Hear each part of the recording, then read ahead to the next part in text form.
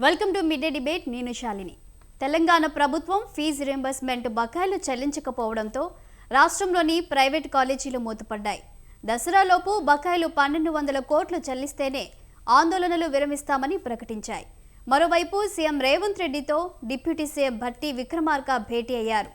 తాము నిధులు విడుదల చేస్తామని చెప్పినా బంద్ నిర్వహించడంపై గుర్రుగా ఉన్నట్లు తెలుస్తుంది. మరి ఈ పరిష్కారం ఏంటి? నిధులు విడుదల చేయడమే పరిష్కారమా? ప్రభుత్వం నిర్ణయం ఎలా ఉండబోతుంది? ఇలాంటి అంశాలపై ఇవాల్టి మిడ్ డే డిబేట్లో చర్చిద్దాం.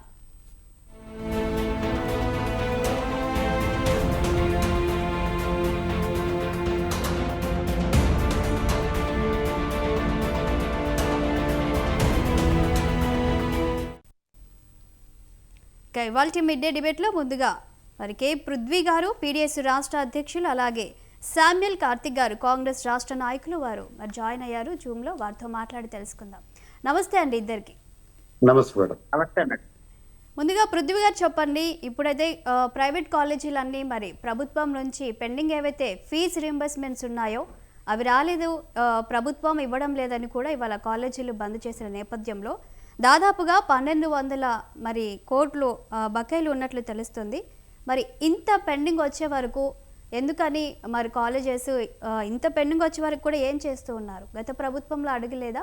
మరి ఇంత లేట్ అవ్వడానికి రీజన్ ఏంటి చెప్పండి. ముందుగా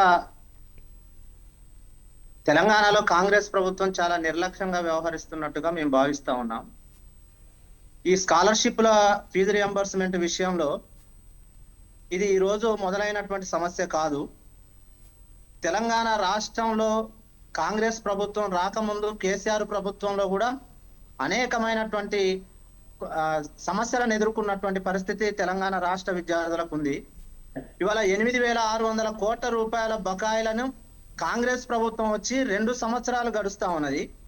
ఈ 2 సంవత్సరాల కాలంలో సిగ్గుపడాల్సినటువంటి అవసరం ఉంది కాంగ్రెస్ ప్రభుత్వం. యాజమాన్యాలన్నీ పరీక్షలు నిర్వహించలేము, మేము కళాశాలని నడిపించలేము, మాకు చాలా ఇబ్బంది అవుతా ఉంది, కళాశాలలో టీచింగ్ పర్పస్ లో ఉన్నటువంటి ఫ్యాకల్టీ కూడా మేము జీతభత్యాలు ఇవ్వలేనటువంటి పరిస్థితుల్లో ఉన్నారని చెప్పేసి ఒక పక్క యాజమాన్యాలు మొరబెట్టుకుంటా ఉన్నాయి.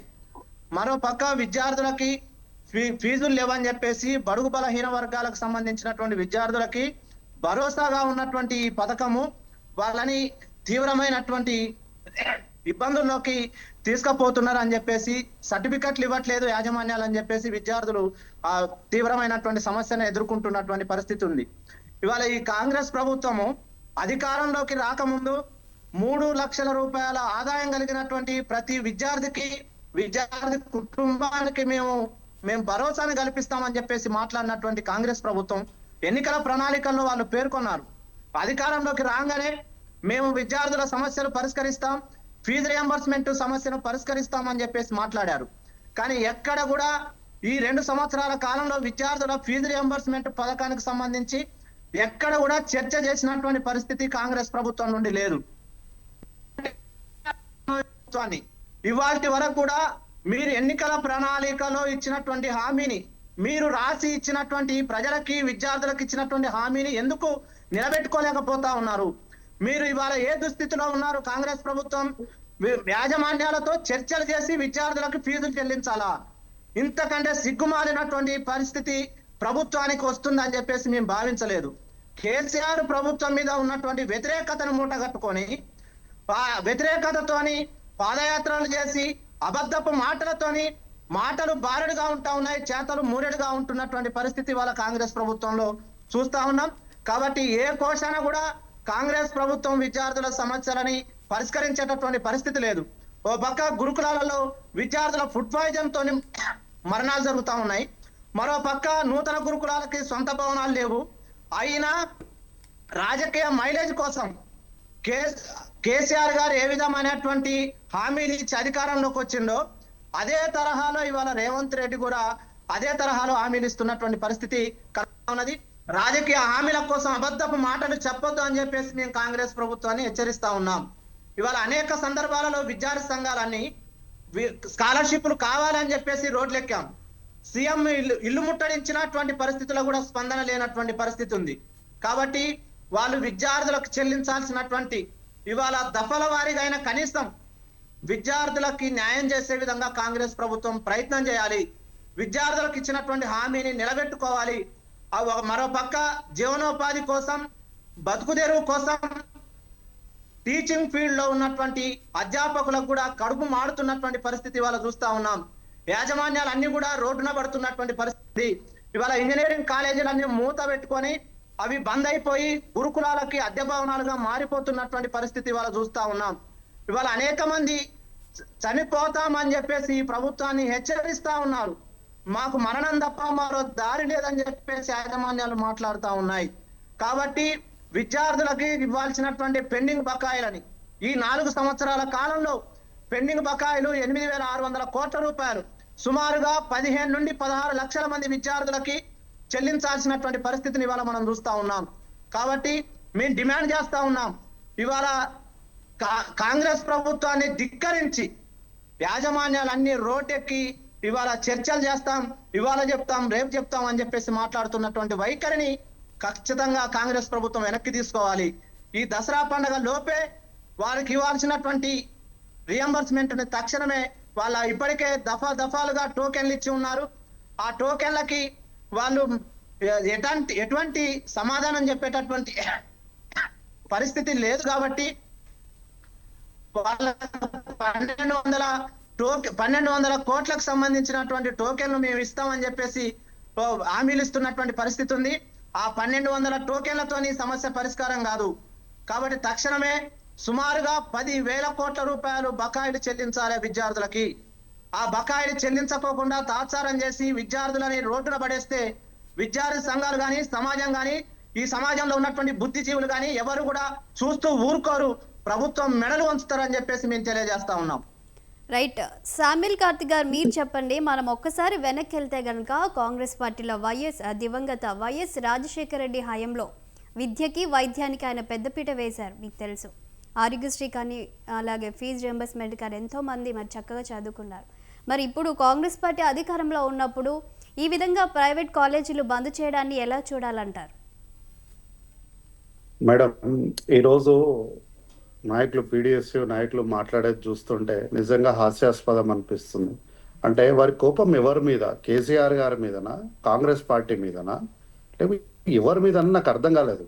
స్టార్టింగ్ లో వారు చర్చను మొదలు పెట్టుకుంటూ కాంగ్రెస్ పార్టీ నిర్లక్ష్యంగా ఉన్నట్టు మాకు అనిపిస్తుంది అన్నారు. వెంటనే వారు ఏమన్నారు, ఈ సమస్య ఇప్పుడుది కాదు, గత ప్రభుత్వంది అని అన్నారు. కన్ఫ్యూజన్ లో వారున్నారా? రాష్ట్ర ప్రజల్ని కన్ఫ్యూజన్ వైపు నడిపిస్తున్నారా? లేకపోతే వాళ్ళు ఏం చెప్పాలనుకున్నారో నాకైతే అర్థం కాలేదు. వారే అన్నారు కాంగ్రెస్ పార్టీ నిర్లక్ష్యంగా వ్యవహరిస్తుంది అని, మళ్ళీ వారే అంటారు ఈ సమస్య గత ప్రభుత్వంది, కాంగ్రెస్ పార్టీది కాదన్నట్టు వారే మాట్లాడినారు. వారు మాట్లాడితే ఏం అర్థం చేసుకోవాలి ప్రజలు? ఎట్లా వాళ్ళు దాన్ని జస్టిఫికేషన్ ఇస్తారో నాకు అర్థం కాలేదు. అంటే వాళ్ళు సమస్య గురించి మాత్రమే మాట్లాడుతున్నారా, లేకపోతే రాజకీయ ప్రయోజనాల గురించి మాట్లాడుతున్నారో నాకు అర్థం కాలేదు.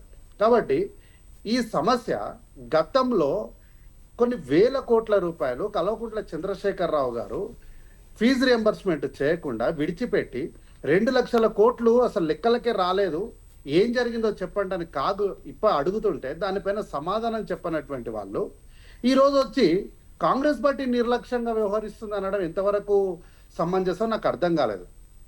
అయితే ఇప్పుడు మీరు చెప్పినట్టే ఈ ఫీజు రియంబర్స్మెంట్ పథకాన్ని కాంగ్రెస్ పార్టీ తీసుకురానప్పుడు వీళ్ళందరూ ఏం చేశారు? మరి అప్పుడు ఎవరికి ఆలోచన ఎందుకు రాలేదు? ఇట్లా ఫీజు రియంబర్స్మెంట్ చేసి విద్యార్థులకు చదువు అందించాలి, బడుగు బలహీన వర్గాలకు, ఎస్సీ ఎస్టీ బీసీ మైనారిటీల యొక్క బ్రతుకులు బాగుపడాలంటే విద్యనే దీనికి ప్రామాణికము, విద్య వల్లనే ప్రతి ఒక్కరి జీవితాలు బాగుపడతాయి, మనం అక్షరాలని అందిస్తేనే అక్షర హారతులు పట్టాలి అని చెప్పి ఎందుకో గతంలో ఏ ప్రభుత్వం కూడా ఇట్లాంటి చర్యలు తీసుకున్న కనీసం ఆలోచన కూడా చేయలేదు. ఎందుకు ఈ ఫీజు రియంబర్స్మెంట్ తీసుకొని వచ్చినాం? మేము కాంగ్రెస్ పార్టీ కాదా తీసుకొని వచ్చింది? ఏ కాంగ్రెస్ పార్టీ అయితే తీసుకొని వచ్చిందో ఆ కాంగ్రెస్ పార్టీకే చిత్తశుద్ధి లేదు అని మాట్లాడటము, వీరికి రాజకీయ స్వలాభాలు, ప్రయోజనాలే ముఖ్యంగా కనిపిస్తుంది తప్ప ఎక్కడ కూడా ప్రజలు, విద్యార్థులు వీళ్ళ భవిష్యత్తు వీళ్ళకేం అవసరం లేదు. వీళ్ళకు ధర్నా చేయడానికి, ప్రోగ్రామ్స్ చేసుకోవడానికి ఒక సందర్భం కావాలి. దానికోసము విద్యార్థుల జీవితాలు ఏమైపోయినా సరే వీళ్ళకి అవసరం లేనట్టే మాట్లాడుతున్నారు. వీళ్ళు ఏమంటున్నారు? మేమేమన్నాము, సమస్యను పరిష్కరిస్తాము, దీన్ని చర్చలు చేసి నిధులు విడుదల చేస్తామని చెప్పి టోకెన్లు ఇచ్చిరని వీళ్ళే అంటున్నారు. గతంలో 10 సంవత్సరాలు కనీసం టోకెన్ నెంబర్లు కూడా ఇవ్వలేదు. ఈ ప్రభుత్వము దాన్ని సావధానంగా కూలంకషంగా ఉన్నటువంటి సమాచారాన్ని మొత్తం తెప్పించుకొని క్రోడీకరించుకొని వారికి సమస్యను పరిష్కారం చేయడానికి టోకెన్ నెంబర్లు ఇచ్చిన తర్వాత కూడా వారికి మేము నిధులు విడుదల చేస్తామని చెప్పిన తర్వాత కూడా వీరికున్న సమస్య ఏందో నాకు అర్థం కాలేదు. ఈరోజు గురుకులాల పైన భోజనాలు ఫుడ్ పాయిజన్ అని ఇంతకుముందు అన్నగారు ఏదో మాట్లాడుతున్నారు. ఇదే అన్నగారు కూడా చెప్పాలి, ఈ కాంట్రాక్ట్ ఏ భోజన పథకాన్ని వల్ల అయితే ఏ భోజనంలో అయితే ఫుడ్ పాయిజన్ అయిపోయిందో ఆ పాయిజన్ అయిన ఫుడ్ ఏ విద్యార్థులకు పెట్టినారో ఆ కాంట్రాక్టర్ల పైన తీసుకున్న చర్యల గురించి ఎందుకు అన్నగారు మాట్లాడలేదు నాకు అర్థం కాలేదు. ఇక్కడే మన షేర్లింగంపల్లి నియోజకవర్గంలో ఉన్నటువంటి గురుకులంలో ఒక ఫుడ్ పాయిజన్ సందర్భం జరిగితే ఇమ్మీడియట్ గా ఉప ముఖ్యమంత్రి గారు, తర్వాత ఇన్ఛార్జ్ మంత్రులైనటువంటి పొన్నం ప్రభాకర్ గారు వీళ్ళందరూ వచ్చి అక్కడ ఇన్స్పెక్షన్ చేసి ఏం జరిగింది, దీని కాంట్రాక్టర్ ఎవరని చెప్పి ఆ కాంట్రాక్టర్ పైన తీసుకున్న చర్యల గురించి మాట్లాడలేదు. సమస్య గురించి బాగానే మాట్లాడినారు, మంచిది, కానీ ఆ సమస్య పైన ప్రభుత్వం తీసుకున్న చర్యల గురించి కూడా చెప్పాలి కదా. అట్లాగే వీళ్ళు హరీష్ రావు గారు నాగర్ కర్నూలుకి ఎగేసుకొని పోయిండు ఒక సందర్భం జరగగానే. అక్కడ విద్యార్థులందరూ కూడా హారతి పట్టి మరి చెప్పారు హరీష్ అన్నకు, అన్న మాకు ఎట్లాంటి సమస్యలు లేవు, మేము చాలా సంతోషంగా ఉన్నాము, మాకు అన్ని వసతులు వస్తున్నాయి, మాకు గౌరవ ముఖ్యమంత్రి గారు ప్రజాప్రభుత్వము డైట్ ఛార్జెస్ పెంచింది, మేము హ్యాపీగా ఉన్నామంటే ముఖం చిన్నబుచ్చుకొని అక్కడ స్థానిక శాసనసభ్యులైనటువంటి రాకేష్ రెడ్డి గారి ముందు నిలబడకుండా పారిపోయి వచ్చేసిండు. ఇదే హరీష్ రావు గారు కాదా? ఇవన్నీ ఎందుకు మాట్లాడరు నాకు అర్థం కాలేదు. కాబట్టి సీఎం రేవంత్ రెడ్డి గారి ఇంటిని ముట్టడించినాము అని ఎందుకు ముట్టడిస్తారు సార్ సీఎం రేవంత్ రెడ్డి గారి ఇంటిని? మేమేమైనా బకాయిలు పెట్టినామా? మా వల్ల ఈ సమస్య ఏమైనా మొదలైందా? సమస్య మొదలైన వాళ్ళని విడిచిపెట్టి దీన్ని పరిష్కారం చేస్తాము, దీన్ని సావధానంగా చర్చలు చేస్తామంటే మీరు చర్చలే చేయొద్దు కానీ 10,000 కోట్లు ఇచ్చేసేయాలి అని అంటున్నారు. అది ఎట్లా ఇవ్వాలి? 10,000 కోట్లు ఎందుకు ఇవ్వాలి? ఏ లెక్క మాట్లాడకుండా డైరెక్ట్ గా 10,000 కోట్లు ఇచ్చేసేయాలంటారు. మేమేం డబ్బులు ఇయ్యము అని అంటలేదు కదా. మేము మీకు డబ్బులు ఇస్తాము, దీన్ని చర్చల ద్వారా ఎవరెవరికి ఎంతెంత ఇవ్వాలి, ఒకేసారి 10,000 కోట్లు ఇచ్చే పరిస్థితి రాష్ట్ర ప్రభుత్వం దగ్గర ఉందా లేదా, సావధానంగా ముందుకు తీసుకెళ్లగలము. ఇవన్నిటిని కూడా మనం ఏమి చర్చనే జరగకూడదు అంటే ఎట్లా? ప్రజాస్వామ్యంలో ప్రశ్ననే ప్రామాణికమైతే చర్చనే కదా దాన్ని ముందుకు తీసుకుపోయేది. అట్లాంటి చర్చలే జరగకూడదు అంటే మీ మీ మీ ఆలోచన విధానం ఏంటో నాకు అర్థం కాలేదు. ఇప్పుడు మీరేమంటున్నారు? దసరా వరకు 10,000 కోట్లు ఇచ్చేసేయాలి. ఏ ప్రాతిపదికన ఇస్తారు? లేదు మాకు తెలియదు, ఆ ప్రాతిపదికలన్నీ మాకు అనవసరం, మాకు 10,000 కోట్లు కావాలి. చర్చ జరగాలన్నా వద్దు, చర్చలు జరగొద్దు. ఎవరికి ఇవ్వాలి? మేము చెప్పిన వాళ్ళకి ఇచ్చేసేయండి. ఎవరు వాళ్ళు చెప్పిన వాళ్ళు అంటే మా ఇష్టం, మేము పేర్లు ఇస్తాం, వాళ్ళకి ఇచ్చేయండి అంటారా? ఎట్లా? మీ సమస్య ఏంటి? మీ సమస్య వినాలి, దాన్ని క్రోడీకరించుకోవాలి. ఇవన్నీ చేస్తామని చెప్పిన తర్వాత కూడా మీరు ధర్నాలు చేయడము, మేము నిరసనలు వ్యక్తం చేస్తామంటే ఏమనాలి మిమ్మల్ని? కాబట్టి నేను ఒకటి విద్యార్థి నాయకులకు కానీ విద్యార్థి సంఘాలకు కానీ నేను ఒక డిమాండ్ ఏంటి అంటే, డిమాండ్ కాదు, ఒక అప్పీల్ ఏంటి అంటే, దయచేసి ప్రభుత్వము మీకు బకాయిలు చెల్లించడానికి సిద్ధంగా ఉంది. ఈ సమస్య వచ్చింది కాంగ్రెస్ పార్టీ వల్ల కాదు, ఈ సమస్యను సృష్టించింది కాంగ్రెస్ పార్టీ కాదు. గత 10 సంవత్సరాలుగా కొన్ని వేల కోట్ల రూపాయలని పెండింగ్ పెట్టినప్పుడు దాని వల్ల వచ్చినటువంటి పర్యవసానాలు ఈ రోజు రాష్ట్ర ప్రజల పైన, రాష్ట్ర భవిష్యత్తు పైన ఉంది. దానికి ఒక్కొక్కటిగా దానికి ఉన్నటువంటి చిక్కులను విప్పుకుంటూ ముందుకెళ్లాల్సినటువంటి పరిస్థితి. నిన్నాక మొన్న శాసనసభలో ముఖ్యమంత్రి గారు కూడా అధికారికంగానే చెప్పారు కదా, దాదాపు 1,00,000 కోట్ల రూపాయలు ఉన్నటువంటి కాళేశ్వరం ప్రాజెక్టు పైన లాంగ్ టర్మ్ కాకుండా షార్ట్ టర్మ్ గా తీసుకున్నటువంటి లోన్స్ వల్ల అనేకమైనటువంటి వడ్డీ భారం ఎక్కువైతున్నప్పుడు దాన్ని లాంగ్ టర్మ్ గా మార్చడం వల్ల మనకి ఎన్ని కోట్ల రూపాయలు మిగులుతుంది? ఇట్లాంటి ధర్నాలు చేయడం ఏందో నాకు అర్థం కాదు. కాబట్టి దయచేసి మీరు ధర్నాలు, నిరసన వ్యక్తం చేయడం మంచిదే, కాదనేది ఏం లేదు. కాకపోతే ప్రభుత్వం సానుకూలంగా ముందుకు వస్తున్న తర్వాత కూడా మేము ఇంకా నిరసనలు వ్యక్తం చేస్తాం, ఇంకా ధర్నాలు చేస్తామంటే ప్రజలు కాంగ్రెస్ పార్టీని ఏమంటారో కానీ విద్యార్థి సంఘాలని చెప్తున్నటువంటి మిమ్మల్ని ఏమంటారో ఒక్కసారి ఆలోచించుకోమని విజ్ఞప్తి మాత్రమే చేస్తున్నాను నేను. ఇక మాజీ ఏబీవీపీ నాయకులు రమేష్ గారు మీరు చెప్పండి, మరి ఇప్పటికే ప్రైవేట్ కాలేజీలు బంద్ చేశాయి ఫీజు రీంబర్స్మెంట్స్ పెండింగ్ వల్ల. మరి గత ప్రభుత్వంలో కూడా పెండింగ్ ఉన్నాయి, ఈ ప్రభుత్వంలో కూడా పెండింగ్ ఉన్నాయి. దీనిపై మరి బీజేపీ పార్టీ నుంచి మీరేమంటారు? ఇవాళ దొందే అనే తీరులో గత పాలకులు ఏదైతే విద్యా సంస్థల్ని నాశనం చేయాలి, తెలంగాణ సాధించిన తర్వాత ఈ తెలంగాణని సమగ్ర అభివృద్ధి పథం వైపు నడిపించాలి, నీళ్లు నిధులు నియామకాలనే పేరు మీద అందరూ విద్యా సంస్థలు అటు విద్యార్థులు అందరూ కూడా జెండాలు ఎజెండాలు పక్కన పెట్టి కొట్లాడి తెచ్చుకున్న తెలంగాణలో మొట్టమొదటిసారిగా మోసం చేసింది కేసీఆర్ అయితే ఇవాళ మాయమాటలు చెప్పి మేము అభివృద్ధి ధ్యేయంగా పనిచేస్తామని చెప్పేసి ఏ మాత్రం కూడా చిత్తశుద్ధి లేకుండా ఏ మిస్టేక్ అయినా కూడా ఇది గత ప్రభుత్వం చేసిందని చెప్పేసి ఇప్పుడు దాటవేత ధోరణి అవలంబిస్తున్నటువంటి కాంగ్రెస్ తీరు కూడా ఈరోజు ఏ మాత్రం కూడా ప్రజల్ని కానీ ఇటు ప్రభుత్వాన్ని కొనసాగించాలనేటటువంటి బాధ్యతతోటి మాట్లాడుతున్న తీరుగా అయితే కనబడట్లేదు. ఇక్కడ విద్యా సంస్థలు నడిపినప్పుడు చాలా మంది కూడా ప్రభుత్వం మీద ఆధారపడకుండా డిగ్రీలు పీజీలు పిహెచ్డీలు చేసి వాళ్ళు స్వయం ఉపాధి పొందుతూ ఏ మాత్రం కూడా ప్రభుత్వాల మీద ఆధారపడకుండా ఇంకో 100 మందికి ఉపాధి కల్పిస్తున్నటువంటి ఒక వ్యవస్థ ఏదైతుందో ఆ వ్యవస్థను నిర్వీర్యం చేయాలి. కేవలం కార్పొరేట్ వాళ్ళకు మాత్రమే పట్టం కట్టాలి, కార్పొరేట్ వాళ్ళకు మాత్రమే వత్తాసు పలకాలి, వాళ్ళ నుంచి పెద్ద మొత్తంలో డబ్బులు లాక్కోవాలనేటటువంటి ప్రయత్నం చేస్తున్నటువంటి ప్రభుత్వం ఉంది తప్ప ఎక్కడ కూడా పేద బడుగు బలహీన వర్గాల విద్యార్థులు ఎవరైతున్నారో వాళ్ళు కేవలం ఫీజు రియంబర్స్మెంట్ మీద ఆధారపడి చదువుతున్నటువంటి విద్యార్థులకు ఇవాళ విద్యను దూరం చేసేటటువంటి కుట్రలో భాగంగానే ఇవాళ బకాయిలు చెల్లించకపోగా అనేక రకాలైనటువంటి మాటలు పలుకుతా ఉన్నారు. దీన్ని ఖచ్చితంగా ఎవరు కూడా హర్షించేటటువంటి పరిస్థితుల్లో లేరు. చాలా మంది ఇప్పుడు మీరు ఎగ్జాంపుల్స్ కూడా ఉన్నాయి. ఇప్పుడు కరస్పాండెంట్లు మేనేజ్మెంట్ కి సంబంధించినటువంటి చైర్మన్లు ఈరోజు ఆత్మహత్యలు చేసుకుని వాళ్ళ రోడ్డు పడినటువంటి పరిస్థితిని మనం చూసినాం. కాబట్టి ఇప్పటికైనా ప్రభుత్వం చిత్తశుద్ధి ఉంటే ఈ విద్యా వ్యవస్థని తన దగ్గరనే పెట్టుకున్నటువంటి ముఖ్యమంత్రి గారు ఇంకో శాఖని ఇంకో మంత్రిని కేటాయించకుండా ఏ మాత్రం కూడా ఈ విద్యా వ్యవస్థను పట్టించుకునేటటువంటి పరిస్థితుల్లో ఆయన లేరు. కాబట్టి ఈ ఉద్యమం ద్వారానైనా ఇవాళ వాళ్ళు స్వతహాగా వచ్చి విద్యా సంస్థలని కూడా ఉద్యమం చేస్తుంటే దాన్ని ఖచ్చితంగా మనమందరం కూడా సపోర్ట్ చేయాలి. మేము కూడా సపోర్ట్ చేస్తా ఉన్నాం. ఎట్టి పరిస్థితుల్లో కూడా ఈ ప్రభుత్వం యొక్క మెడలు వంచి ఈ బకాయిలు చెల్లించేంత వరకు కూడా మేము కూడా మద్దతు ప్రకటించడం జరిగింది.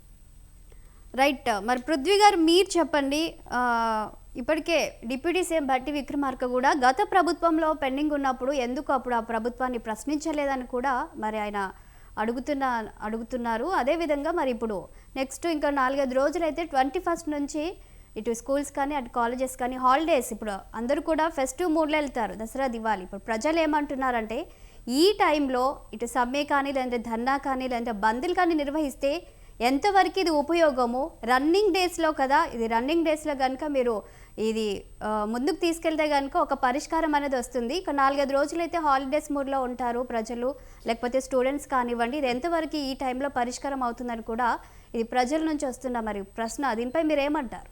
పృథ్వీ గారు చెప్పండి. పృథ్వీ గారు, గత ప్రభుత్వాన్ని ప్రశ్నించలేదని చెప్పి అనడంలో అది అర్థం లేనటువంటి వాయిస్ అది. గత ప్రభుత్వం మీద విమర్శలు ఉన్నాయి కాబట్టి, గత ప్రభుత్వం విద్యార్థులకు చేయాల్సినటువంటి న్యాయం చేయలేదు కాబట్టి, విద్యార్థుల పక్షాన లేదు కాబట్టి ప్రజలు విద్యార్థులు తెలంగాణ సమాజం అంతా విస్మరిస్తే కేసీఆర్ ఇవాళ అధికారంలో లేనటువంటి పరిస్థితి సందర్భాలని కాంగ్రెస్ మిత్రులు ఆలోచన చేయాల్సినటువంటి అవసరం ఉంది. ఇక విద్యార్థి సంఘాలకి రాజకీయ ప్రయోజనాలు అని చెప్పేసి మాట్లాడుతూ ఉన్నారు. మాకు విద్యార్థుల ప్రయోజనాలు తప్ప రాజకీయ ప్రయోజనాలు అనేది కాదు, రాజకీయ విమర్శలు కాదు, విద్యార్థులకు న్యాయం చేయండి అని చెప్పేసి మేము మాట్లాడుతూ ఉన్నాం. ఇక ఇప్పుడు ఈ మిడ్ టైంలో విద్యా సంవత్సరం మధ్యస్థంగా వాళ్ళు సమ్మెలోకి వెళ్ళిపోతే, యాజమాన్యాలందరూ సమ్మెలోకి పోతే విద్యార్థులు తీవ్రంగా నష్టపోయేటటువంటి పరిస్థితులు ఇవాళ మనం చూస్తాం ఈ తెలంగాణలో. ఈ సమస్యను పరిష్కరించాల్సింది పోయి కేసీఆర్ మీద ఉన్నటువంటి కేసీఆర్ ని వాళ్ళు బదనం చేసుకుంటూనే ఇవాళ అధికారాన్ని నడిపిస్తా ఉన్నారు. కేసీఆర్ ఏ విధమైనటువంటి చర్యలు చేసిండనేది బదనం చేస్తూనే అధికారాన్ని నడిపిస్తా ఉన్నారు. ఇంకా మేము సర్దుకొని పోతున్నాం అని చెప్పేసి మాట్లాడుతా ఉన్నారు. నిజంగా ఈ 2 సంవత్సరాల కాలంలో ఇంకా మీరు సర్దుకునే పనిలోనే ఉంటే రేపు భవిష్యత్తులో 3 ఏళ్ల కాలంలో మళ్ళీ ఎన్నికలు రాబోతా ఉన్నాయి. 1 సంవత్సరంలో మొత్తంగా ఎన్నికలు జరుగుతాయి. 1 సంవత్సరం మొత్తం కూడా మీరు ఈ ప్రజలకు కానీ విద్యార్థులకు కానీ న్యాయం చేయాలనుకుంటే కేవలం 2 సంవత్సరాలు మాత్రమే మీకుంది. ఈ 2 సంవత్సరాల కాలంలో మీరు ఇంకా ఈ ప్రజలకు విద్యార్థులకు ఏం న్యాయం చేస్తారని చెప్పేసి మేము అడుగుతా ఉన్నాం. కాబట్టి విద్యార్థులు ఏం కోరుకుంటా ఉన్నారు? చర్చలు చేస్తామని చెప్పేసి, యాజమాన్యాలతో చర్చలు చేస్తామని చెప్పేసి అంటా ఉన్నారు. యాజమాన్యాలతో చర్చలు చేసి విద్యార్థులకు స్కాలర్షిప్స్ రియంబర్స్మెంట్ ఇవ్వాలా?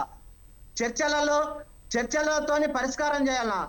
మీరు ఈ 2 సంవత్సరాలుగా ఓకే, కేసీఆర్ గారు ఆయన ఇవ్వలేదు కాబట్టి ఆయనకు తగిన శాస్త్రి జరిగింది ఈ తెలంగాణలో. ఈ 2 సంవత్సరాల కాలంలో విద్యార్థులకు ఇవ్వాల్సినటువంటి బకాయిలు ₹1 కూడా మీరు ఎందుకు ఇవ్వలేదు? ఇవాల్టి వరకు కూడా ఎందుకు చెల్లించలేదని చెప్పేసి మేము అడుగుతా ఉన్నాం. ఈ 2 సంవత్సరాల కాలంలో కనీసం 1 సంవత్సరం అయినా మీరు ఇచ్చారా అని చెప్పేసి మేము ప్రశ్నిస్తా ఉన్నాం, అడుగుతా ఉన్నాం. 1 సంవత్సరంలో ఇచ్చేటటువంటి వాటిని కూడా ఇవ్వకోకుండా 3,000, 4,000 ఉన్నటువంటి బకాయిలని ఇవాళ 8,500 కోట్ల రూపాయలకు మీరు తీసుకొచ్చారంటే ఈ 2 సంవత్సరాల కాలంలో మీరు ఏం అభివృద్ధి చేశారు? విద్యార్థుల కోసం ఏం ఆలోచన చేశారు? విద్యార్థుల తరఫున మీరు ఏం మాట్లాడుతా ఉన్నారు? మీరు కొత్త రేవంత్ రెడ్డి మార్కు కోసం, రేవంత్ రెడ్డి విద్యా విధాన రూపకల్పనలో ఒక మార్పు తీసుకురావడం కోసం ఇవాళ విద్యా వ్యవస్థను మొత్తం కూడా భ్రష్టు పట్టించేటటువంటి పరిస్థితుల్లో ఆలోచన చేస్తా ఉన్నారు. కాబట్టి మేము ఆయన మార్పు కోసం అంటే ఇవాళ గ్రామాలలో ఉన్నటువంటి స్కూళ్ళల్లో టీచర్స్ లేరు, ఆ సమస్య పరిష్కరించరు. ఇవాళ ఇంటర్మీడియట్ లో మధ్యాహ్న భోజన పథకం కావాలంటే ఆ సమస్య పరిష్కరించరు. ఇవాళ అనేక డిగ్రీ కాలేజీలలో కానీ పీజీకి సంబంధించినటువంటి విద్యాలయాల్లో కానీ ఎక్కడ కూడా రెగ్యులర్ గా ఉన్నటువంటి ఫ్యాకల్టీ లేనటువంటి పరిస్థితులలో మనం చూస్తా ఉన్నాం. ఇవన్నీ సమస్యలు ఒక పక్క విద్యార్థులను వేధిస్తా ఉంటే కనీసం ఈ సమస్యల పరిష్కారానికి ప్రభుత్వం ఏం చేయాలో ఆలోచన చేయలేనటువంటి పరిస్థితి ఉంది. కాబట్టి కేసీఆర్ తరహాలోనే మళ్ళీ రేవంత్ రెడ్డి కూడా ఆలోచన చేస్తా అని చెప్పేసి అనుకుంటే మీరు కూడా గద్దె దిగిపోవడం అయితే ఖాయంగా ఈ తెలంగాణ జరుగుతుంది. కాబట్టి విద్యా సంస్థలకు సంబంధించినటువంటి యాజమాన్యాలు ఫీజులతోనే ఆధారపడి వాళ్ళు చదువులు చెప్పారు కనుక వాళ్ళు ఇవాళ రోడ్డుకి ఎక్కుతా ఉన్నారు. విద్యార్థులకి, యాజమాన్యాలకి, ప్రభుత్వానికి మధ్య ఉన్నటువంటి సమస్య కాబట్టి దీనిని సావధానంగానే పరిష్కరించాలి. మేము చర్చల ద్వారానే సమస్య పరిష్కారం అవుతుందని చెప్పేసి వాళ్ళ కాంగ్రెస్ నాయకులు మనకు చెప్పారు. కానీ చర్చలు ఎప్పుడు చేయాలి? చర్చలు ఎప్పుడు ఇంత పెండింగ్ లో పెట్టి చర్చలు చేస్తామని చెప్తే మీరు దఫదఫాలుగా కనీసం కొంతైనా విద్యార్థులకు చెల్లించేటటువంటి పరిస్థితి ఉంటే అప్పుడు విద్యార్థుల పక్షాన కాంగ్రెస్ ప్రభుత్వం ఆలోచన చేస్తుందని చెప్పేసి మేము అనుకోవడానికి అవకాశాలు ఉంటాయి.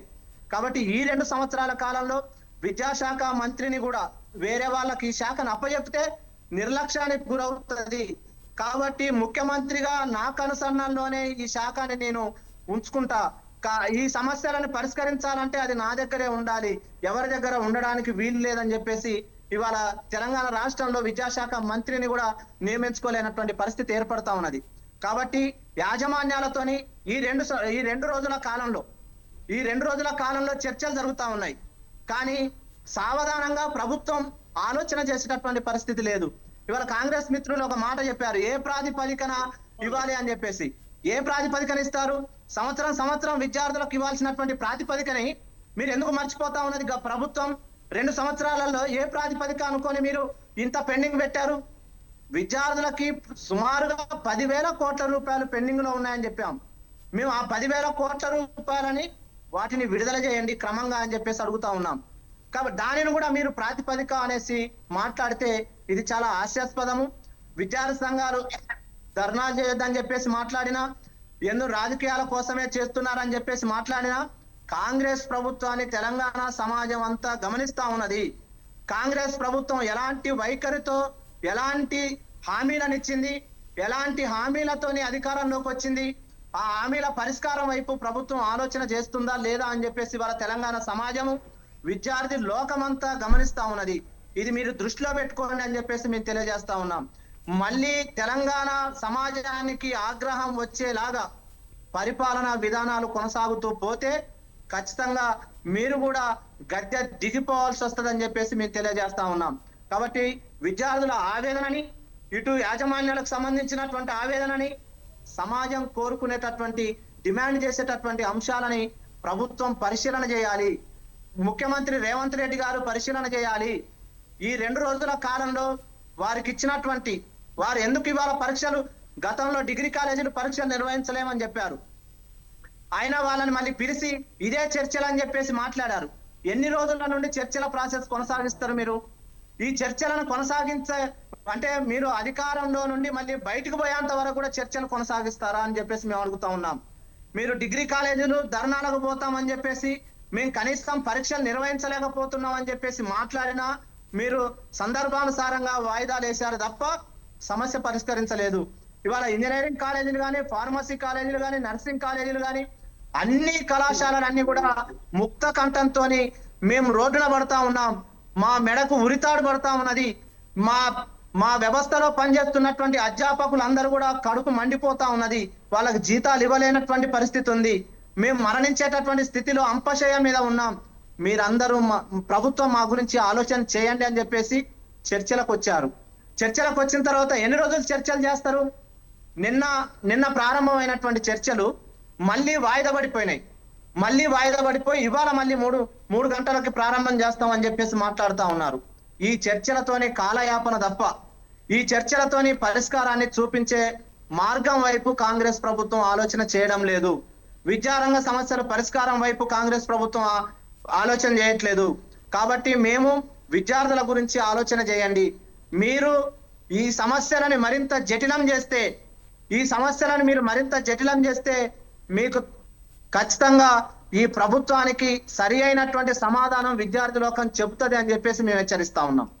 రైట్. సామ్యుల్ గారు, మరి మీరు చెప్పండి. వారు అంటూ ఉన్నారు డిగ్రీ కాలేజ్ కూడా నిర్వహించలేమన్నప్పుడు చర్చలు జరిపారు. ఎన్నిసార్లు చర్చలు జరుపుతారు? నిన్న కూడా అర్ధరాత్రి వరకు చర్చలు జరిపారు. తర్వాత మంత్రులు చర్చలు జరిపి మళ్ళీ సీఎం దృష్టికి తీసుకెళ్లారు. ఇప్పుడు మళ్ళీ 3 o'clock నుంచి చర్చలు జరుపుతున్నారు, కానీ పరిష్కారం వైపు వెళ్ళడం లేదు కాంగ్రెస్ పార్టీ అని వారు అంటున్నారు. మరి దీనిపై మీరేమంటారు? మేడం, ఇంతకుముందు బీజేపీ నాయకులు మాట్లాడుకుంటూ ఒక మాట అన్నారు, కార్పొరేట్ వ్యవస్థను బలోపేతం చేయాలని కాంగ్రెస్ పార్టీ ఏదో ప్రయత్నం చేస్తుంది అని వారే అన్నారు. తర్వాత కార్పొరేట్ కరస్పాండెంట్స్ ఆత్మహత్యలు చేసుకుంటున్నారని వీరే మాట్లాడుతున్నారు. మళ్ళా వారే ఏమన్నారు, కార్పొరేట్ వ్యవస్థను ప్రోత్సహించాలి, దానికి మేము కూడా సపోర్ట్ చేస్తామన్నారు. ఇప్పుడు సపోర్ట్ చేయమంటున్నారా?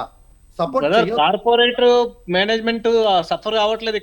ఇక్కడ తెలంగాణ విద్యా వ్యవస్థలకు సంబంధించినటువంటి మేనేజ్మెంట్ ఎవరైతున్నారో వాళ్ళు ఆత్మహత్యలు చేసుకున్నారు. ఆత్మహత్యలు చేసుకుని రోడ్ల పడ్డ కుటుంబాలు ఉన్నాయి.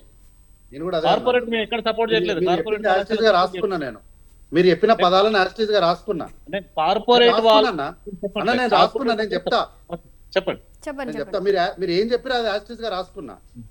అయితే మేము సపోర్ట్ చేసి వాళ్ళు ఆత్మహత్యలు చేసుకుంటున్నారు అని మీరే అన్నారు. తర్వాత కార్పొరేట్ వ్యవస్థను బలోపేతం చేయాలని రేవంత్ రెడ్డి గారు అనుకుంటున్నారని మీరే అన్నారు. మళ్ళీ లాస్ట్కి ఏమన్నారు, వారిని ప్రోత్సహించాలి, వారు స్వచ్ఛందంగా వస్తున్నారు, వారిని ప్రోత్సహించాలి, దానికి మేము కూడా సపోర్ట్ చేస్తామని మీరే అన్నారు. ఈ 3 వ్యాఖ్యల్లా మీరు ఏ వ్యాఖ్యతో ఉంటున్నారు అనేది స్పష్టంగా మీకు కరెక్ట్ కనెక్ట్ అవ్వలేనట్టుంది. మేనేజ్మెంట్ మెంబర్స్ ఎవరైతే కళాశాలకు సంబంధించినటువంటి కరస్పాండెంట్స్ ఎవరైతున్నారో, ఈ తెలంగాణ ప్రాంతానికి సంబంధించినటువంటి విద్యా సంస్థలు నడిపేటటువంటి వాళ్ళు ఎవరైతున్నారో వాళ్ళు సఫర్ అవుతున్నారు. ఒకవైపు ఇది ఎందుకనంటే కేవలం తెలంగాణలో ఉన్నటువంటి మేనేజ్మెంట్ ఉన్నటువంటి ఎవరైతే విద్యా సంస్థలు ఉన్నాయో అవి ఫీజు రియంబర్స్మెంట్ మీద 90% విద్యా సంస్థలన్నీ ఆ రకంగా నడుస్తున్నాయి. కానీ కార్పొరేట్ వాళ్ళకి ఈ ప్రాబ్లం లేదు. కాబట్టి దాన్ని దృష్టిలో పెట్టుకొని ఆ విషయం చెప్తున్నాయి. ఇవాళ ఇంటర్మీడియట్ కాలేజీలన్నీ కూడా ఇప్పుడు మెజారిటీ ఇంటర్మీడియట్ కాలేజీలన్నీ కూడా కార్పొరేట్ వాళ్ళవే. ఇక్కడ ఆర్టీఎఫ్ రావట్లేదు వాళ్ళకు. ఇక్కడ తెలంగాణ కాలేజీలకు సంబంధించినటువంటిది అది కార్పొరేట్ వాళ్ళకి సంబంధం లేదు. ఇక్కడ తెలంగాణ విద్యా సంస్థల్ని కాపాడతారు. తెలంగాణ వచ్చిన తర్వాత ఈ సంస్థలు విద్యా సంస్థలు బాగుపడతాయి. ఇక్కడ చదువుకొని ఇక్కడ పుట్టి పెరిగిన వాళ్ళందరూ కొంత సమృద్ధిగా వాళ్ళ కళాశాలలు నడుస్తాయని చెప్పేసి భావిస్తే దానికి వాళ్ళ భిన్నంగా వ్యవహరిస్తున్నటువంటి తీరుని మేము ఖండిస్తా ఉన్నాం. మంచిగా బాగా ఖండించారు. ఒక నిమిషం ఆగండి, మీరు మీ ఖండనకు నేను చెప్తా, మీరు ఆగండి. అయితే ఇప్పుడు మీరు ఇంతగా ఖండిస్తున్నారు కదా, ఈ ఖండించేది 2016లో ఏం చేసిరు, 2017లో ఏం చేసిరు, 2015లో ఏం చేసిండ్రు? మరి ఇంతకుముందు అన్నారు మాట్లాడుకుంటూ విస్మరించినందుకే అధికారం పోయింది వాళ్ళది విద్యార్థి లోకం అని అన్నారు. మంచిది, మీరు విస్మరించినందుకే అధికారం పోయింది. ఇక్కడ విస్మరించినారా, ఓటేసినారా దాని గురించి అడగలేదు. ప్రజాస్వామ్యం అంటే ప్రశ్న. ఈరోజు మేము ప్రశ్నిస్తున్నాం, మేము ఖండిస్తున్నాం అన్నారు కదా. ఈ అడుగుతున్నది, ఈ ప్రశ్నిస్తున్నది, ఈ ఖండిస్తున్నది, ఈ సమస్య మొదలు విత్తనం వేసుకున్న రోజు ఎందుకు అడగలేదు? 2014 నుంచి 2015, 2016, 2018 నాడు ఈ ప్రశ్న అడగకుండా రెండవసారి మీరు వారికి అధికారాన్ని కట్టబెట్టి ఈ రోజు వచ్చినాక మేము కాంగ్రెస్ పార్టీ గద్దె దిగిపోవాలని మాట్లాడుతున్నారు. అంటే ఏంది? కాంగ్రెస్ పార్టీ గద్దె దిగిపోతే మళ్ళీ మీరు తీసుకొచ్చి కల్వకుంట్ల చంద్రశేఖర్ రావు గద్దెక్కిస్తామంటున్నారా? ఏం చెప్పాలనుకుంటున్నారు మీరు? ఈ రోజు 10 సంవత్సరాలు చేసిన మీ పాపాలకి ఈ రోజు ఒక్కొక్కటిగా మేము దానికి పరిష్కారం చూపిస్తా ఉంటే ఈ రోజు ముఖ్యమంత్రి చిత్తశుద్ధి లేదంటారా? ఎందుకు మాకు ముఖ్యమంత్రి పదేళ్ళు అయితే చేశారు, పిల్లలు మీరు వ్యతిరేకంగా పదేళ్ళు ఉంటే చేశారు. మీకు వచ్చినటువంటి బాధ ఏముంది సార్? నాకు తెలియక అడుగుతున్నా. ఈ రోజు కేసీఆర్ గారు 10 ఏళ్ళు తీసుకురావడం చేశారు, 60 ఏళ్ళు ముఖ్యమంత్రి చేశారు. గారు చేస్తున్నటువంటి తప్ప, లేకపోతే పోలీసుల కోసం చేస్తున్నటువంటి పోలీసులు వాళ్ళ కోసం తీసుకొస్తున్నటువంటి యూనివర్సిటీ కోసం తీసుకొస్తున్న చర్యలు తప్ప, లేకపోతే ఉస్మాన్ యూనివర్సిటీకి 1000 కోట్ల రూపాయలు అయినా సరే ఇస్తారన్నటువంటి వ్యాఖ్యను, వారికి 1000 కోట్లు ఇవ్వడానికి ముఖ్యమంత్రి గారు తప్ప ఏది తప్పు సార్? ఈ రోజు మీరు ఏం చేస్తున్నారని చెప్పి గత 10 సంవత్సరాలుగా మీరు ఎక్కడ కూడా నిలబడకుండా ఫీజు రియంబర్స్మెంట్ తీసుకొని వచ్చి ప్రజల పట్ల, రైతుల పట్ల, అట్లాగే విద్యార్థుల పట్ల, వాళ్ళందరి పట్ల సానుకూలంగా ఉన్నటువంటి కాంగ్రెస్ పార్టీని గద్దెదిగిపోవాలని మీరు అనడానికి మీకున్నటువంటి మనస్సాక్షి ఏంటి అసలు? ఈ రోజు 2 సంవత్సరాల్లో వచ్చినటువంటి ప్రభుత్వాన్ని, కేవలం 18 నెలల్లో ఉన్నటువంటి ప్రభుత్వాన్ని మీరు ఈ రోజు ప్రశ్నలు అడుగుతున్నారు. మీరు 10 సంవత్సరాలు ఉన్నటువంటి ప్రభుత్వాన్ని ఒక్క మాట అడగకుండా ఆ రోజు మీరు ఎక్కడున్నారు? ఈ రోజు మేము విద్యార్థుల గురించి మాట్లాడుతున్నామండి. ఈ రోజు స్క్రీన్ పైన పెట్టినారు. ఒకసారి స్క్రీన్ పైన పెట్టినటువంటి బ్యానర్ చూడండి. గత 4 సంవత్సరాలుగా, అంటే ఏంది, 4 సంవత్సరాల నుంచి కాంగ్రెస్ పార్టీ అధికారంలో ఉందా? ఈ రోజు కాగడుగుతుంది 2 లక్షల కోట్ల లెక్కలకు రాలేదు ఈ రాష్ట్ర ప్రభుత్వంలో అని చెప్తున్నారు. మీరు కేవలం 10,000 కోట్ల గురించి మాట్లాడుతున్నారు. మేము 2 లక్షల కోట్ల గురించి మాట్లాడుతున్నాం. ఏమైనా అంటే దానిపైన ఒక్కరు కూడా ప్రశ్నించారు. అట్లాగే దాదాపు 1,00,000 కోట్ల అవినీతి జరిగింది అని చెప్పినప్పుడు వాళ్ళకు పనులు చేయకుండా బిల్లులు పేమెంట్ చేసేసిండ్రు. మీరు ఒక్కరు కూడా దీనిపైన ఎందుకు మాట్లాడరు? సార్, పనే చేయకుండా మీరు బిల్లులు ఎట్లా పేమెంట్ చేసిరని ఒక్కరు కూడా ఎందుకు ప్రశ్న చేయరు? గతంలో సర్పంచ్లకు 1000 కోట్ల రూపాయలు పెండింగ్ పెట్టిపోయినరు. సరే, ఈ పెండింగ్ బిల్స్ మీరు ఎందుకు పెట్టినరు అని ఎవరు ఎందుకు అడగరు? 1.47 కోట్ల రూపాయల అప్పు ఈ రాష్ట్రం మీద ఉన్నప్పుడు ఈ తెచ్చిన పైసలన్నీ ఎక్కడికి పోయిన ప్రశ్న ఎందుకు అడగరు? చార్టెడ్ ఫ్లైట్ల కోసము 2 సంవత్సరాలు అధికారులు తీసుకొచ్చింది ఎవరు అడగలేదు. నాకు తెలియక అడుగుతా. ఈ రోజు నిన్న అర్ధరాత్రి వరకు చర్చలు జరిగినాయని మీరే అంటున్నారు. గత 10 సంవత్సరాలకు ఎప్పుడైనా ఇట్లా చర్చ జరిగిందా? ఈ రోజు ప్రభుత్వము ముందుకొచ్చి కార్పొరేట్ కరెస్పాండెంట్లతో మాట్లాడి ఈ సమస్యను ముఖ్యమంత్రి గారి దృష్టికి తీసుకుపోయి నేనలే, మీరే అంటున్నారు కదా.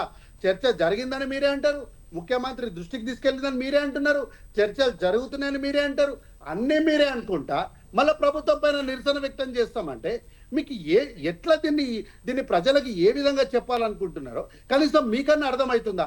కేవలం నిరసన వ్యక్తం చేయాలని చెప్పి ఒకటే మీ యొక్క అజెండానా, లేకపోతే ఈ సమస్య పరిష్కారం వెళ్ళాలన్నది మీ అజెండానా? మీరే ప్రజలకు ఒకసారి అర్థమవుతుంటే మీరే చెప్పాలి. ఈ రోజు చర్చలు ఏం జరిగిందనేది, చర్చలు నిన్న అర్ధరాత్రి వరకు జరిగిన చర్చల్లో ఏం చర్చ జరిగిందో ముందు ఆ విషయం చెప్పట్లేదు కదా మీరు ఎవరు. కేవలం చర్చ జరిగిందా అంటున్నారు. ఏం చర్చ జరిగిందో మీకు తెలియదు. వాళ్ళు సానుకూలంగా ఉన్నారా, వ్యతిరేకంగా ఉన్నారా మీకు తెలియదు. కాబట్టి మేము ప్రభుత్వం పైన వ్యతిరేకత నిర్మాణం చేస్తామంటే ఏం చేయాలనుకుంటారు? ఈ రోజు బీజేపీ నాయకులు మాట్లాడుతున్నారు దొందే అంట. అయ్యా, 11 సంవత్సరాలుగా మీరు కేంద్రంలో అధికారంలో ఉండి రాష్ట్రంలో దేశంలో మీరు సాధించిన ఘనత ఏంది? ఈ రోజు మీ హయాంలో ఉన్నటువంటి జీడిపి స్థాయి ఏంటి? మన దేశంలో ఉన్నటువంటి జనాభాతో పోలిస్తే ఈ రోజు ఉన్నటువంటి జీడిపి ఏ స్థానంలో ఉంది? మీరు ప్రభుత్వ వ్యవస్థలన్నిటిని కూడా ప్రైవేట్ పరం చేసే మీరు ఈ రోజు దొందే అని మీరు ఇక్కడ వచ్చి మాట్లాడుతున్నారు. అసలు మీకు ఏం చిత్తశుద్ధి ఉంది? మీకు ఏం నైతిక అర్హత ఉంది? చాలా డీప్ రైట్ సామిల్ గారు, ఇక టి నాగరాజ్ గారు ఎఫ్ఎస్ఐ రాష్ట్ర కార్యదర్శి వారు కూడా జాయిన్ అయ్యారు. సార్ చెప్పండి, మీరేమంటారు? యాక్చువల్లీ ఇది సీఎం దృష్టికి వెళ్ళినప్పుడే, పెండింగ్ బకాయిలు సీఎం దృష్టికి వెళ్ళినప్పుడే వారు హామీ ఇచ్చిన తర్వాత కూడా ఇలా ప్రైవేట్ కాలేజీలు మళ్ళీ సమ్మె అని నిరసనలని చేస్తున్నప్పుడు పాత రికార్డ్స్ కూడా వాళ్ళు చెక్ చేయడం జరిగినప్పుడు ప్రైవేటు కాలేజీలు ఏవైతే ఉన్నాయో వాళ్ళు సరైన మౌలిక వసతులు కానీ లేదంటే విద్యార్థులకు సంబంధించిన ల్యాబ్స్ కానీ ఇలాంటివేవి కూడా రూల్స్ అండ్ రెగ్యులేషన్స్ సరిగ్గా పాటించలేదనేది కూడా సీఎం దృష్టికి వెళ్ళిందని తెలుస్తుంది. మరి దీనిపై మీరేమంటారు? ఒకటండి, ముందుగా ప్యానెల్లో పాల్గొంటున్న అందరికీ నమస్కారం. శాలిని గారు, ఒకటి ఇక్కడ ప్రభుత్వం ఈరోజు కాలేజీలు సమస్య పరిష్కారం చేయాలని, రియంబర్స్మెంట్ ఇవ్వాలని, స్కాలర్షిప్లు ఇవ్వాలని వాళ్ళు ఒక రకంగా విసిగి ఏసారి ప్రభుత్వం పట్టించుకోవట్లేదు కాబట్టి తమ సమస్యని బంధు రూపంలోనో సమ్మె రూపంలో తీసుకొస్తే ఈ రోజు ప్రభుత్వం మీరు సమ్మె చేస్తున్నారు కాబట్టి మీ రికార్డులు బయటకు తీస్తామనడం అనేది ముందు అది బ్లాక్ మెయిలింగ్ చేయడం అంటారు. ఈ రోజు ప్రభుత్వం కాలేజీలని బ్లాక్ మెయిలింగ్ చేస్తుంది ఒక రకంగా. అంటే నువ్వు ఇది అడిగితే ఇగో నీ చిట్టా ఇప్పుతా, లేకపోతే నీ సమస్య చెప్తా, ఇది అని చెప్పి చెప్పడం అవుతుంది. దీని ముందు ఇది మంచి పద్ధతి కాదు. ఈ రాష్ట్రానికి ప్రజాస్వామ్యంగా మేము పరిపాలన చేస్తాం, మా పరిపాలన పేరే ప్రజా పరిపాలన అని పేరు పెట్టుకుంది కాంగ్రెస్ ప్రభుత్వం. మరి ప్రజా పరిపాలన అన్నప్పుడు ప్రజల హక్కులో, ప్రజల భావాలో, ప్రజల సమస్యలలోనే దాన్ని వాళ్ళు పరిగణలోకి తీసుకోరా? నిజంగా సమస్య లేదా? ఈ రోజు 14 లక్షల మంది విద్యార్థులు, అందులోనూ స్కాలర్షిప్ రియంబర్స్మెంట్ వచ్చే విద్యార్థులు ఎవరండి? పేద విద్యార్థులు కాదా? బిలో పావర్టీ లైన్ కి కింద ఉన్న విద్యార్థులు కాదా? దళితులు, ఎస్సీలు, ఎస్టీలు, బీసీలు, మైనారిటీలు, ఈ వర్గాల విద్యార్థుల్లోని ఇప్పుడిప్పుడే చదువుగా వస్తున్న విద్యార్థులు, ఉన్నత విద్యలోకి వస్తున్న విద్యార్థులు, ఈ విద్యార్థులకి గత ప్రభుత్వం ఇచ్చిందో ఈ లేదో మీరు పక్కన పెట్టండి. మీరు వచ్చిన తర్వాత కూడా ఉంది కదా 3,500,000 కోట్ల రూపాయలు. మరి ఈ 3,500,000 కోట్ల రూపాయల్లో ఈ ప్రభుత్వం మీరెంత ఇచ్చారు? ఇప్పుడు కార్తిక్ గారు కూడా ప్రశ్నిస్తున్నారు, మీరు ఏమి మాట్లాడలేదు, అప్పుడు మాట్లాడలేదు, ఇప్పుడు మాట్లాడలేదని. మీరు ఒకసారి చరిత్ర తెలుసుకోండి కార్తిక్ గారు. ఎస్ఎఫ్ఐ కావచ్చు, పీడిఎస్యు కావచ్చు, విద్యార్థి సంఘాలు కావచ్చు, ఈ రాష్ట్రంలో 2004 మీ ముఖ్యమంత్రి వైఎస్ రాజశేఖర రెడ్డి ఉన్నప్పటి నుంచే మేము ఈ సమస్య మీద మేము కొట్లాడుతున్నాం. జైలుకి వెళ్ళొచ్చిన సందర్భాలు చరిత్ర కూడా ఉంది. ఈ రోజు ఏదో రేవంత్ రెడ్డి ప్రభుత్వం వచ్చింది కాబట్టి రేవంత్ రెడ్డి ప్రభుత్వం మీద మేము మాట్లాడలేదు, రేవంత్ రెడ్డి ఒక్కటి మీద మేము మాట్లాడలేదు. ఏమంటున్నాం అంటే ఇక్కడ సమస్యను అర్థం చేసుకోమంటున్నాం. మీరు చర్చలు జరిపారు, చర్చలు జరిపిన తర్వాత మీరు ఇచ్చిన హామీ ఏంటి? మీరే చెప్తున్నారు కదా మేము హామీ ఇచ్చిన తర్వాత కూడా ప్రభుత్వం మళ్ళీ మన కాలేజీలు మళ్ళీ బంధుకు పోతున్నాయని. మరి మీరు హామీ ఇచ్చిన తర్వాత, చర్చలు జరిపిన తర్వాత మీరు హామీని అమలు చేయకపోతే వాళ్ళకున్న మార్గం ఏంటి? మాట్లాడొద్దా? ఈ రాష్ట్రంలో మీరు ఎందుకు ఇవ్వరు స్కాలర్షిప్ ఫీజు రియంబర్స్మెంట్ అని కూడా మేము అడుగుతున్నాం. హక్కు అది, విద్యార్థులు అనేది భిక్ష వేయటం కాదు కదండి. రాజ్యాంగం కల్పించిన హక్కు అది. కేంద్రం నుంచి వచ్చే నిధులు ఉంటాయి, కేంద్రం నుంచి వచ్చే నిధులు కూడా మీరు పక్కకు వాడుకున్నారు కదా. మరి కేంద్రం నుంచి వచ్చే నిధులు వాడుకున్నారు స్కాలర్షిప్ కోసం. అలాగే మీరు ఇచ్చిన హామీ ఉంది, రియంబర్స్మెంట్ మేము ఇస్తామని. మీరు ఇచ్చిన హామీ, ఎన్నికల మేనిఫెస్టోలో పెట్టిన హామీలు ఉన్నాయి, మరింత పారదర్శకంగా అమలు చేస్తామని మీరు ఇన్ని సంవత్సరాలు ఇవ్వకుండా ఈ రోజు విద్యార్థులు సర్టిఫికెట్లు కోసం హైకోర్టు పోయి తెచ్చుకున్న పరిస్థితి తెలంగాణలో ఉంది. హైకోర్టుకి వెళ్ళి మల్లారెడ్డి కాలేజీలో మా సర్టిఫికెట్ లో ఇప్పిండని హైకోర్టులో విద్యార్థులు కేసు వేసుకోవాలా, లేదంటే ఆత్మహత్యలు చేసుకొని చచ్చిపోవాలా?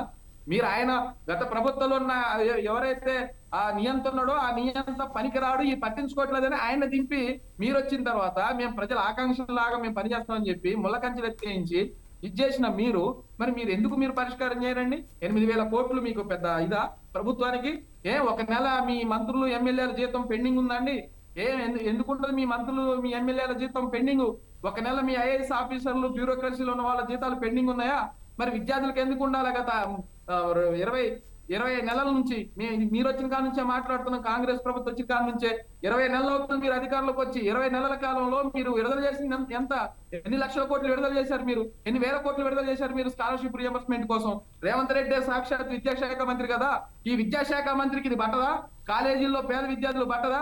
ఈ రోజు ఉస్మాన్ యూనివర్సిటీలో ప్రైవేట్ కాలేజీ గురించి మాట్లాడటం కాదండి, నిజాం కాలేజీకి వెళ్ళి చూడండి. ఈ రోజు మీరు నిజాం కాలేజీలో రియంబర్స్మెంట్ లేదని భోజనం పెట్టట్లేదు విద్యార్థులకి. నిన్న కాక మొన్న హాస్టల్ విద్యార్థులు నిజాం కాలేజీ ముందు కూర్చొని ధర్నా చేశారు. ఉస్మానియాలో మొన్న పోతే పోలీసులు ఎవరిని అలో చేయకుండా కంచెలు వేసుకొని మీ రేవంత్ రెడ్డి గారు పర్యటన చేసిపోయారు. 1000 కోట్లు ఇస్తానన్నారు. ఎన్ని కోట్లు ఇచ్చాడండి ఇప్పుడు వరకు? ఉస్మానియా వీసీని మీరు పోయి కలవండి. మాట చెప్పడం, హామీలు ఇవ్వడం కాదండి. ఖచ్చితంగా మేము చెప్తున్నాం. ఈరోజు ఉస్మానియాలో సెల్ఫ్ ఫైనాన్స్ కోర్సులు పెట్టారు, కాకతీయలో సెల్ఫ్ ఫైనాన్స్ కోర్సులు పెట్టారు, శాతవాహనాలో సెల్ఫ్ ఫైనాన్స్ కోర్సులు పెట్టారు. విద్యార్థులందరితో ఈరోజు ఫీజులు డబ్బులు కట్టించుకుంటా ఉన్నారు. ఇట్లాంటి పాలసీలు ఎక్కడ చూడలేదు. మీరు ఏదో చెప్పుకున్నారు ఇంటిగ్రేటెడ్ గురుకులాలు మేము తెస్తున్నాం, యంగ్ ఇండియా స్కూల్ మేము తెస్తున్నాం అని. ఎన్ని స్కూల్ ప్రారంభించారు మీరు? నూతన విద్యా సంవత్సరం ప్రారంభమైన తర్వాత మీరు ప్రారంభించిన స్కూల్స్ ఏంటో చెప్పండి. అందుకే ఈ రోజు మీరు అయ్యేమీ చెప్పకుండా ఈ రోజు విద్యార్థుల సమస్య పరిష్కరించాలని, స్కాలర్షిప్లు ఇవ్వాలని, రియంబర్స్మెంట్ ఇవ్వాలని ఇసుకి వేసారిన తర్వాత కాలేజీలో వసతులు లేవని రిపోర్ట్లు బయట పెడతాం, కాలేజీలో సరైన సౌకర్యాలు లేవని మేము విజిలెన్స్ కమిటీ రిపోర్ట్లు బయట పెడతాం. ఇదేంటి? ఇది బ్లాక్ మెయిలింగ్ అన్నట్ట. మీరు చేసే పని కూడా అదే కదా. కేసీఆర్ చేసిందే మీరు చేస్తున్నారు కదా. ఈ రోజు ముందస్తు అరెస్టులు చేయడం, కాలేజీలు స్వేచ్ఛ లేదండి తెలంగాణ రాష్ట్రంలో. రాజ్యాంగం ప్రకారం నడిచేది కదా ఇది. మీరే కదా పాదయాత్ర చేసింది. మీరు మాట్లాడలేదా? మీ నాయకుడు మాట్లాడలేదా? మీరు పాదయాత్ర చేసి రియంబర్స్మెంట్ కావాలని అసెంబ్లీలో మీ బట్టి విక్రమార్క అసెంబ్లీలో వాయిదా తీర్మానం పెట్టి అసెంబ్లీలో గొడవ చేశాడు కదా. మరి గత ప్రభుత్వంలో మీరు గొడవ చేసిన మీ డిప్యూటీ సీఎం చర్చల్లో ప్రతినిధి కదా. ఈ రోజు దిద్దుల శ్రీధరబాబు బట్టి విక్రమార్కే కదా. మరి ఎందుకు మీరు మీ ప్రభుత్వంలోకి వచ్చిన తర్వాత ఈ సమస్యను అర్థం చేసుకోవట్లేదు? మీరు గత ప్రభుత్వం ఇవ్వలేదని, గత ప్రభుత్వం చేయలేదని మీరు మాట్లాడుతున్నారు. మేము అడిగేది మీ ప్రభుత్వం వచ్చిన ఈ 20 నెలల కాలంలో 3,221 కోట్ల రూపాయల పెండింగ్ లో స్కాలర్షిప్ రియంబర్స్మెంట్ తెలంగాణలో ఉన్నాయి. ఎన్ని వేల కోట్లు ఇచ్చారు మీరు? ఎన్ని వందల కోట్లు ఇచ్చారని మేము అడుగుతున్నాం. కాబట్టి వాళ్ళు అడిగేది కూడా 1,200 కోట్లు ఇవ్వండి, దసరా లోపు మా జీతాలు ఇచ్చుకుంటాం మేము మా ఫ్యాకల్టీలకి. మేము మా కాలేజీల్లో మేము సరైన సౌకర్యాలు కల్పించుకుంటాం, ఒక 1200 కోట్లు ఇవ్వండి అని అడుగుతున్నారు వాళ్ళు. మీరు 1200 కోట్ల రూపాయలు కూడా మీరు ఇవ్వనంటున్నారు కదా. మేము విద్యార్థులు ఇక్కడ రోడ్డు మీదకి వచ్చి ఈ రోజు ఆత్మహత్య చేసుకుంటామని వాళ్ళు చాలా మంది అవకాశాలు కోల్పోతున్నారండి. కార్తీక్ గారు, మీరు ప్రభుత్వాన్ని చెప్పండి. చాలా మంది అమెరికా పోవాల్సిన వాళ్ళు, ఉన్నత చదువులు పోవాల్సిన వాళ్ళు, ఇతర కోర్సులు పోవాల్సిన వాళ్ళు, ఇతర కోర్సులు విద్యా సంస్థలు పోవాల్సిన వాళ్ళు సర్టిఫికెట్ లేక కాలేజీలు ఇవ్వక వాళ్ళ అవకాశాలు వదిలేసుకుంటున్నారు ఈ రోజు. దీని మీద డిస్కషన్ చేయండి. దీని మీద డిస్కషన్ చేస్తే ప్రభుత్వానికి మంచిది. పేద విద్యార్థులు, అందులో మీరు బలహీన వర్గాల చెందిన వారని మేము అనుకుంటున్నాం. మరి ఈ రోజు మీరు దానికి వ్యతిరేకంగా మాట్లాడడం అంటే, బలహీన వర్గాల విద్యార్థులు ఉన్నత విద్యను అడ్డుకోవడం ఒక రకంగా మీరు మాట్లాడడం అంటే, మీరు మీ ప్రభుత్వంతో మాట్లాడండి. మీరు మీ ప్రభుత్వంతో మాట్లాడి సమస్య కింద తీవ్రంగా ఉందని చెప్పండి. ఈ సమస్య తీవ్రంగా ఉంది, మీరు విడుదల చేయండి అని మీరు అడగండి ప్రభుత్వాన్ని. ఈ రోజు గొంతు నొక్కే ప్రయత్నం చేయకూడదు. ఎస్సీ విద్యార్థులు, ఎస్టీ విద్యార్థులు, బీసీ విద్యార్థులు, మైనార్టీ విద్యార్థులు చదువుకు దూరం అయ్యే పరిస్థితులు తెలంగాణలో రావడం అంటే ఇంతకంటే దురదృష్టం, దుర్మార్గం కూడా ఉండదు. కాబట్టి తక్షణం ఈ సమస్యను ప్రభుత్వం విద్యా సంస్థలు బ్లాక్ మెయిల్ చేయకుండా పరిష్కారం చేసి వాళ్ళు పెట్టిన డిమాండ్ ప్రకారం అయినా కనీసం 1200 కోట్లైనా విడుదల చేయాలని చెప్పి మేము ప్రభుత్వాన్ని కోరుతా ఉన్నాం ఈ స్వతంత్ర న్యూస్ ఛానల్ ద్వారా. రైట్, ఒక డిబేట్లో ఒక బ్రేక్ తీసుకుందాం. చూస్తూనే ఉండండి స్వతంత్ర.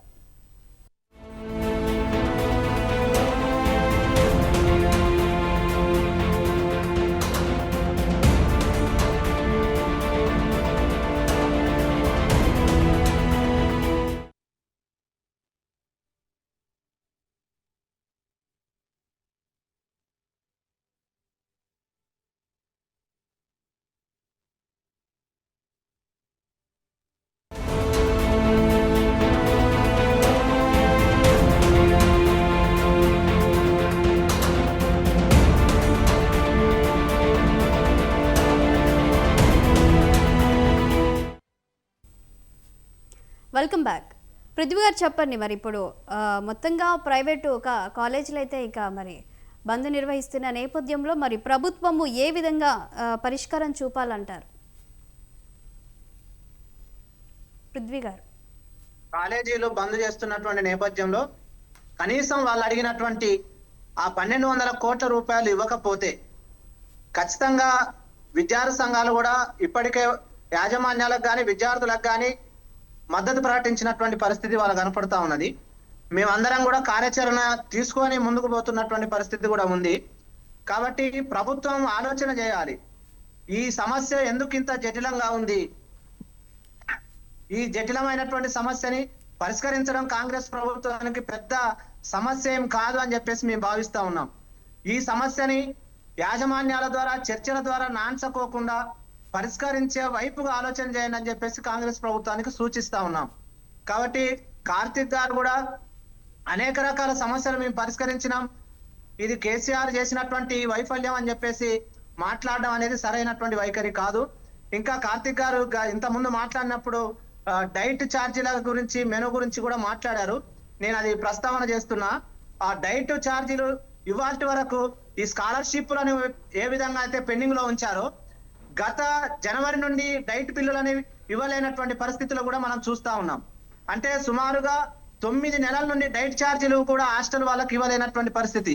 ఇవాళ హాస్టల్లో ఉన్నటువంటి విద్యార్థులు కానీ, వార్డెన్స్ కానీ, అక్కడ ఉన్నటువంటి హెచ్ఎంస్ కానీ అప్పులపాలై వాళ్ళు కూడా రోడ్డున పడుతున్నటువంటి పరిస్థితి. కార్తీక్ గారు, మీరు ఒకసారి ఆశ్రమ హాస్టల్స్ ఒకసారి పరిశీలన చేయండి.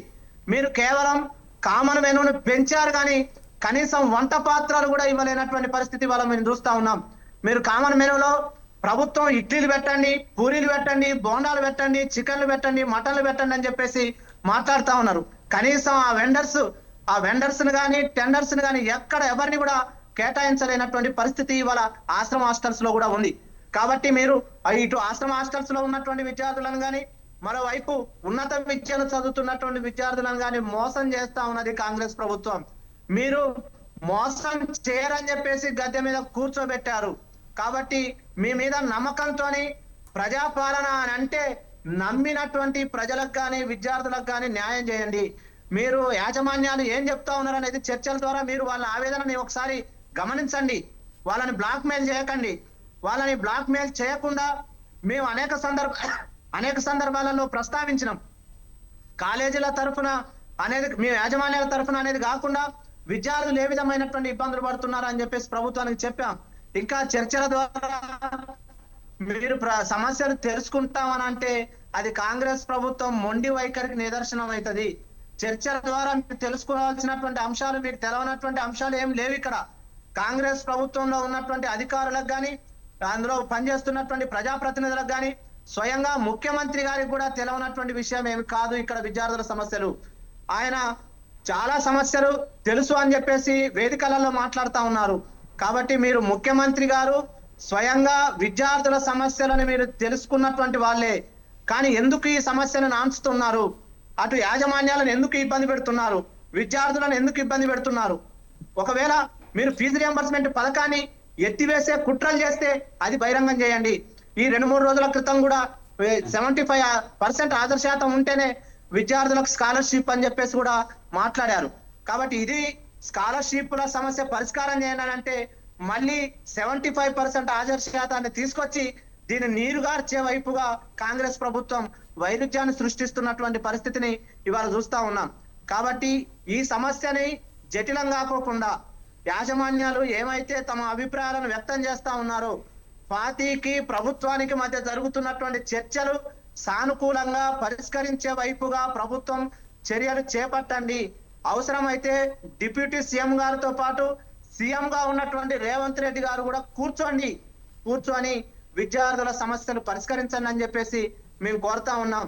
ఇది విద్యార్థి సంఘ నాయకుల ప్రయోజనాల కోసమో లేదా కాంగ్రెస్ ప్రభుత్వాన్ని రాజకీయంగా విమర్శించడం కోసమో చేస్తున్నటువంటి చర్చ కాదు. మీరు ఇచ్చినటువంటి హామీలనే పరిష్కారం చేయండి అని చెప్పేసి మేము కోరుతా ఉన్నాం. మీరు విద్యార్థులకు ఏ విధమైనటువంటి హామీలు ఇచ్చిరో దానిని పరిష్కారం చేయండి అని చెప్పేసి మాట్లాడుతా ఉన్నాం.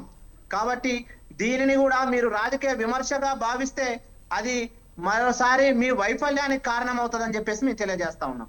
రైట్, చివరిగా నాగరాజ్ గారు మీరేం చెప్తారు? మరి గత ప్రభుత్వంలో కూడా ఎన్నో నిరసనలు చేశారు, అయినా పెండింగ్ ఉన్నాయి. మరి ఇప్పుడు కూడా కాంగ్రెస్ పార్టీలో పెండింగ్ స్కాలర్షిప్ ఫీజు రింబర్స్మెంట్ ఉంది. మరి చర్చలు జరిగిన తర్వాత పరిష్కారం అయ్యే విధంగా పోరాడతారా, లేదంటే మళ్ళీ మధ్యలో ఆపేస్తారా? ఎలా ఉండబోతుంది అనుకోవచ్చు? ఒకటండి శని గారు, ప్రధానంగా తెలంగాణ రాష్ట్ర విద్యార్థులకి బకాయిలు ఇస్తే ఖచ్చితంగా ఈ సమస్య పరిణామం అవుతుంది. అట్లాంటిది ఆమె ప్రభుత్వం నుంచి ప్రభుత్వం